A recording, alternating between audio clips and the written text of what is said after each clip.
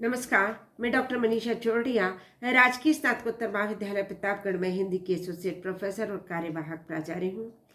आज हम केकई का अनुताप की आगे की व्याख्या पढ़ेंगे। हाँ, इसी आयश के है तू जन्म था मेरा, निज जननी ही के हाथ हनन था मेरा। अब कौन अभिप्सित और आर्य वह किसका, संसार नष्ट है हुआ घर जिसका। मुझसे मैंने ही आज स्वयं मुख फेरा, हे आर्य बता दो तुम्ही अभिप्सित मेरा। प्रभु ने भाई को पकड़ हृदय पर खींचा, रोदर जल से सविनोद उन्हें फिर सींचा। उसके आशय की थाह मिलेगी किसको, जनकर जननी ही जान न पाई जिसको। संदर्भ और प्रसंग पूर्ववत ही है। इस पत्र के अंदर राम के पूछने पर भरत अपनी बातें उनके सम्मुख कहते हैं और अपनी माता केकई से किए गए पछतावा व्यक्त करते हैं और स्वयं को अपनी ही नजरों में उपेक्षित बताते हैं। भरत अपने भाग्य को कोसते हुए राम से कहते हैं कि विधाता ने मुझे इसी अपयश के लिए जन्म दिया था, अपनी ही माता के हाथों मेरा वध लिखा था।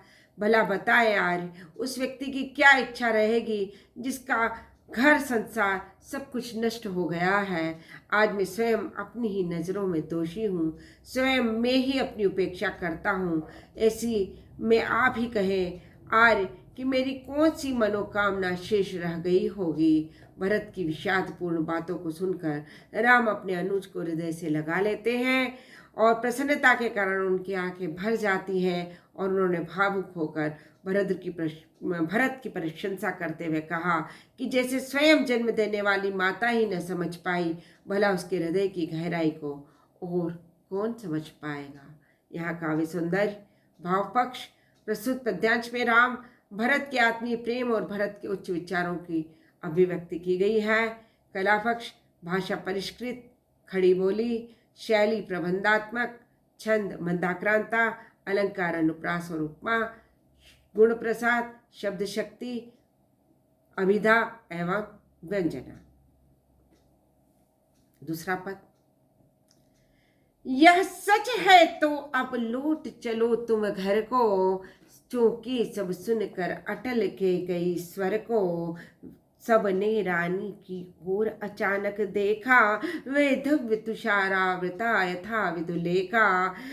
बैठी थी अचल तथापि असंख्य तरंगा, वह सिंही अब थी हाहा गौमुखी गंगा। हाँ जनकर भी मैंने न भरत को जाना, सब सुन ले तुमने स्वयं अभी यह माना। यह सच है तो फिर लौट चलो घर भैया, अपराधिन मैं हूँ तात तुम्हारी मैया।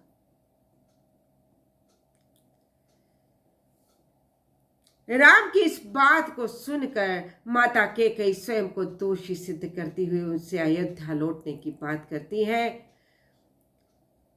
माता भी नहीं पहचान सकी कि केकई कहती है कि यह सच है तो अब तुम अपने घर लौट चलो, अर्थात मेरी उस मूर्खता को भूलकर अयोध्या चलो जिसके परिणाम स्वरूप मैंने तुम्हारे लिए वनवास की मांग कर ली थी। केकई के मुख से दृढ़ स्वर में कही गई इस बात को सुनकर जब विस्मित रह गए, सभी विस्मित थे और अचानक उनकी ओर देखने लगे। उस समय विधवा रूप में श्वेत वस्त्र धारण कर वे ऐसी प्रतीत हो रही थी मानो कोहरे में ने चांदनी को ढक लिया है। स्थिर बैठी होने के पश्चात भी उनके मन में विचारों की अनगिनत तरंगे उठ रही थी। कभी सिंहनी सी प्रतीत होती थी और कभी केकई आज दीनता के भाव से भरी हुई थी। आज वह गंगा के सदृश शांत, शीतल और पावन सी दिखाई देती हैं। केकई आगे कहती है कि सभी लोग सुन लें, मैं जन्म देने के पश्चात भी भरत को न पहचान सकी। अभी अभी राम ने भी इस बात को स्वीकार किया है। वह राम से कहती है कि यदि तुम्हारी कही बात सच है तो तुम अयोध्या लौट चलो। अपराधीन मैं हूँ, भरत नहीं।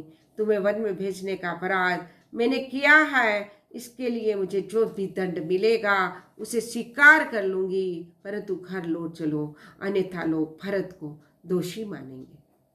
काव्य सौंदर्य भाव पक्ष प्रस्तुत पद्यांश में कैकेयी को अपराध बोध से ग्रसित होकर दिखाया गया है। राम को घर लौटने का अनुरोध करके वह सद्मार्ग की ओर अग्रसर होती दिखाई देती है। शांत रस है, करुण रस है। कला पक्ष भाषा परिष्कृत खड़ी बोली है, शैली प्रबंधात्मक है, छंद मंदाक्रांता है, अलंकार उत्प्रेक्षा उपमायम रूपक है, गुण प्रसाद है, शब्द शक्ति अभिधा एवं लक्षणा है। आज इतना ही। धन्यवाद।